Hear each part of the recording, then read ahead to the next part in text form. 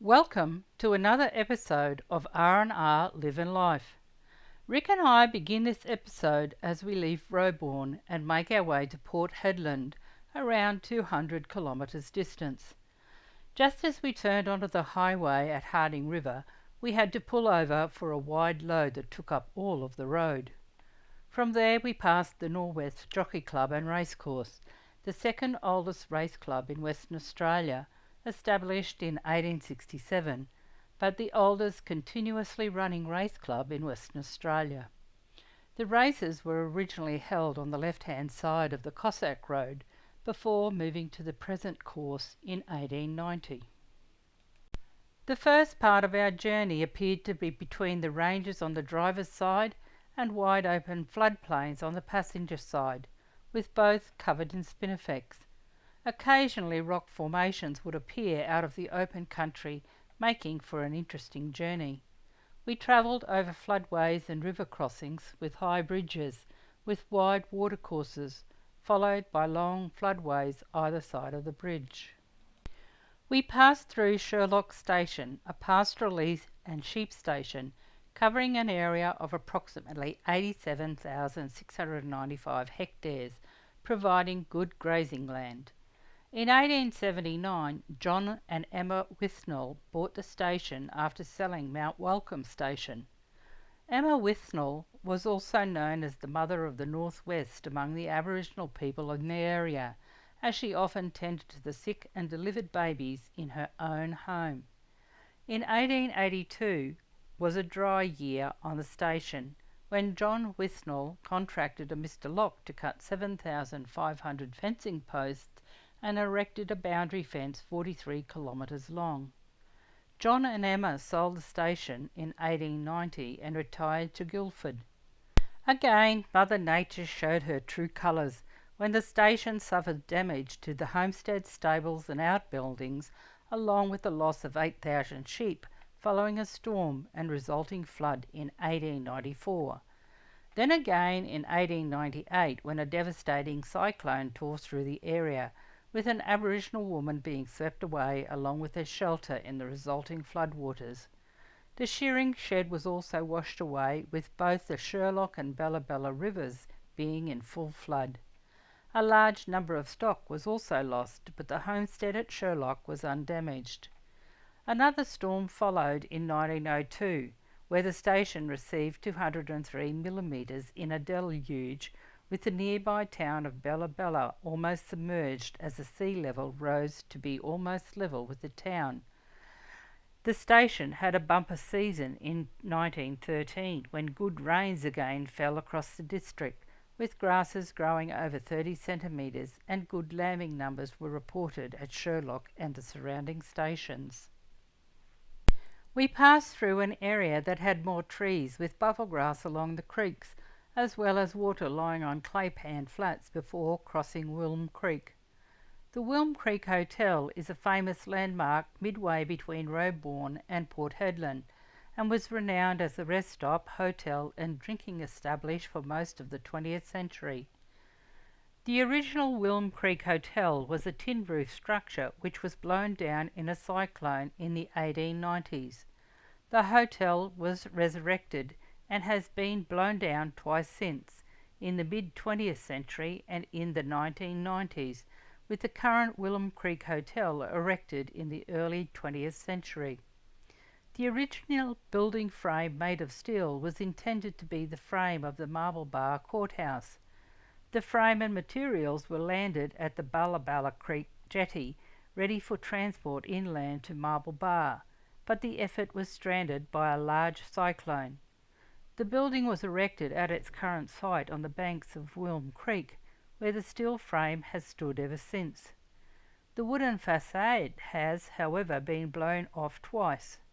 Copper was discovered several kilometres west of the town in 1872, and gold 20 kilometres north in 1887, with copper being mined on and off at Wilm Creek over a period of 120 years. The majority of river crossings were wide and usually only have water after heavy rain or flooding. We then passed the Marabulla Ganga station, a 225,000 hectare cattle station commonly known as Munda Station. The original station occupied an area of 1 million acres or 4,047 square kilometres, and by 1903, following the death of his father, Samuel Mackay became the sole owner of the station. The station was the first pastoral lease taken up by European settlers in the Yule and Turner River area in the 1870s. On arriving in Port Hedland, we parked up at the RV camp near the town's ovals and not far from the racecourse. Later that afternoon, we went exploring around town, first finding the Boulevard Shopping Centre and from there to Cemetery Beach overlooking the Indian Ocean. The beach extends 1.3 kilometres along the edge of the ocean, with a steep high tide beach with calcarenite flats. We were lucky enough to see turtles swimming along the edge of the rugged outcrops from the lookout at Cemetery Beach.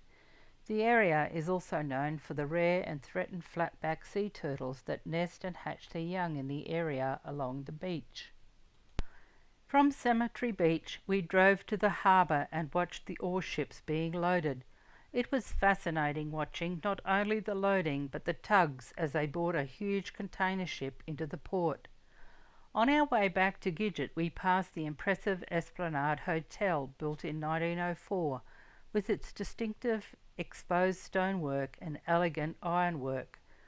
When built, it consisted of 23 large rooms, including a billiard room, a dining room, 14 bedrooms and 2 bathrooms. We also passed Dalgety House, now a museum, that was built in 1903 as a manager's quarters and a warehouse for Dalgety & Co., an English merchant company that had established an agency in Port Hedland in 1899. Over the road from Dalgety House Museum is Leek Park, that commemorates the strike by Pilbara Aboriginal pastoral workers.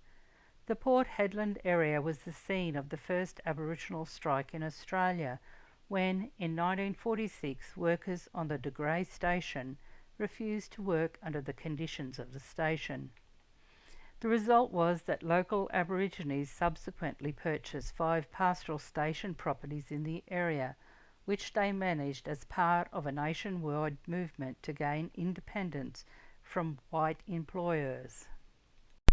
Port Hedland, including the satellite town of South Hedland, is the second largest town in the Pilbara region, perched between the dove green of the Indian Ocean and the great swathes of desert country. Dirk Hartog passed along the coast near Port Hedland in 1616, and Gerrit de Wit ran aground just west of the present site of Port Hedland in 1628. Later, in 1862, the surveyor and explorer Francis Gregory visited the area and declared there were 3 million acres of land suitable for grazing, with Walter Padbury establishing De Grey Station in 1863. In April that year, Peter Hedland, who was searching for a suitable place to land stock being carried to De Grey Station, anchored in a huge natural harbour which he named Mangrove Harbour. However, the site was initially regarded as unsuitable due to a sandbar that frequently sealed the entrance, the lack of good natural water and thick mangroves around the shore, along with the narrow entrance, made the harbour difficult to enter in bad weather. Later, in 1866, the government surveyor Ridley named the anchorage Port Hedland, having located a firm landing place above the mangroves and a practicable stock route from there to the De Grey River Basin, located northeast of Port Hedland, covering an area of approximately 50,000 square kilometres. In the late 1870s, the port was home to over 150 pearling luggers and their crew. In 1896, the town site was surveyed by government surveyors, who named the grid of streets after the pastoral pioneers, and the town gazetted a site in October 1896. A jetty and an 8-kilometre causeway over the marshes into the town was completed in 1899, with the first shipment of gold bullion being exported in 1900. From then on, the port rapidly emerged as the Pilbara's major port. By 1918, Port Hedland was a typical isolated port, exporting wool, livestock, gold, pearl shells, and importing supplies for the small and isolated communities in the hinterland. Hardship in the town is never far away. In 1939, a cyclone decimated most of the town. Then again, Port Hedland was bombed twice during World War II, once in July 1942 and then again in August. Port Hedland is considered the most cyclone-prone town in Australia, with recent cyclones Joan in December 1975, George in 2007 and Isla in April 2023, to name a few. With such a long exposed coastline bordering the Indian Ocean, there have been over 105 cyclones that have significantly affected or made landfall on the West Australian coastline since 1870. Port Hedland is a major port for BHP Billiton's Pilbara iron ore and Rio Tinto's salt industries. It is also the site of the highest tonnage port in Australia, with its natural deep anchorage harbour. In 1967, iron ore was discovered at Mount Whaleback, and a mining venture was undertaken that included the establishment of a new town, Newman, 426 kilometres of rail from the mine to the port, and the development of processing equipment at both Newman and Port Hedland. Prior to dredging, the port was only able to load vessels of less than 2,000 tonnes, but today it is able to accommodate ships over 250,000 tonnes. It is also the main fuel and container retrieval point in the region, along with being perfect for the shipment of iron ore mined in the ranges inland from the town. A huge port at Nelson Point, with its gigantic iron ore carriers and the seemingly endless iron ore trains, as long as 3 kilometres and with up to 300 wagons, which move backwards and forwards from the mines at Mount Newman. The port exports over 520 million tonnes of iron ore each year. Offshore natural gas fields, salt, manganese and livestock support the economy of the town. Grazing of sheep and cattle were formerly the major source of revenue for the region, but this has slowly declined. Following the lifting of the iron ore embargo in 1960, Port Hedland was selected as the port for major iron ore export by Mount Goldsworthy Mining Associates, who had secured the first mining lease for iron ore. Following the commencement of the Mount Goldsworthy town site by the company, work also began on Finucane Island and on a 113-kilometre railway linking the two towns.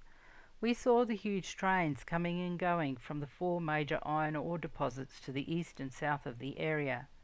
Finucane Island, which guards the harbour from the ocean, was selected as the site of the company town and port by Mount Goldsworthy Mining Associates.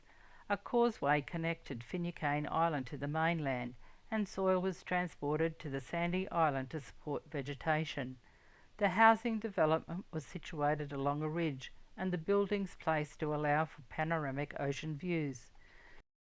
The town site was managed by Goldsworthy Mining, and in 1967 about 30 families of various nationalities resided at Finucane Island. The initial population of around 1,000 grew dramatically until available housing became scarce, and the locality of South Hedland was planned to accommodate the expansion. In 1975, Mother Nature sent Cyclone Joan ashore, and 9 houses at the town site were destroyed, many others damaged, and a large number of Finucane Island houses had to be later demolished. The satellite town of South Hedland, 18 kilometres inland, was established due to a shortage of land above cyclonic storm surge levels adjacent to the original town site. When it was completed, South Hedland had the state's largest shopping complex outside the Perth metropolitan area.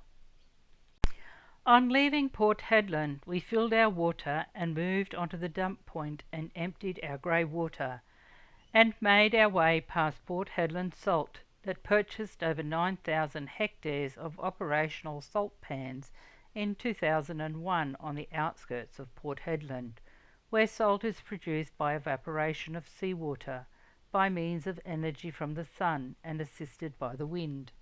It takes about 30 million tonnes of seawater to produce 1 million tonnes of salt. We collected our gas bottle at Pilbara Boat and Bikes in South Hedland before continuing along the Great Northern Highway, crossing over Turner Creek, that still amazes me just how wide it is, to the turn-off to Newman. We followed the Turner River south for quite a few kilometres, but couldn't see it for all the trees. We passed Indy Station with over 420,000 acres and is a cattle station, station stay, though closed when we went past, and a railway line business, about 70 kilometres south of Port Hedland. Railway line business, you ask? Well, with 3 privately owned rail lines that pierce the station, some of the longest and heaviest trains in the world that rumble 24/7, taking iron ore to Port Hedland from around the Hamersley Ranges, the mining companies pay rent on the land that their railways cross. Hence, a railway line business. Indy Station is also where a Vickers Viscount 700 crashed, killing all 26 on board in one of Australia's worst civilian air disasters, with more than 50 body bags used by the retrieval crew working grimly in 45-degree heat. It is reported that an engine fire on the plane had caused the crash. On the horizon was a dusty haze generated from the mines in the area. We passed red rock boulders, then Munjina River and on to Yale River. Around Canary Creek the country was very much like around Dajara in northwest Queensland. We stopped at a roadside truck stop around mid-morning. We had enjoyed travelling through this area of the Pilbara, so remote and dry, such a vast and diverse region of mountain ranges, deserts and plains. We were travelling south on the eastern edge of the Ashburton Shire, where most of the land is taken up by pastoral leases, mining, oil and natural gas fields, or protected areas including Karijini National Park. We will leave you as we make camp at Munjina Roadhouse, Munjina. It really was a remarkable area we had been travelling through. I hope you have enjoyed this episode. Give us a thumbs up if you have. Join us next time as we explore Karijini and see the most spectacular folds in the rock formations carved out by Mother Nature over millions of years in the Hamersley Gorge. Take care and stay safe. Cheers for now. Rick and Rosemary. R&R, Living Life.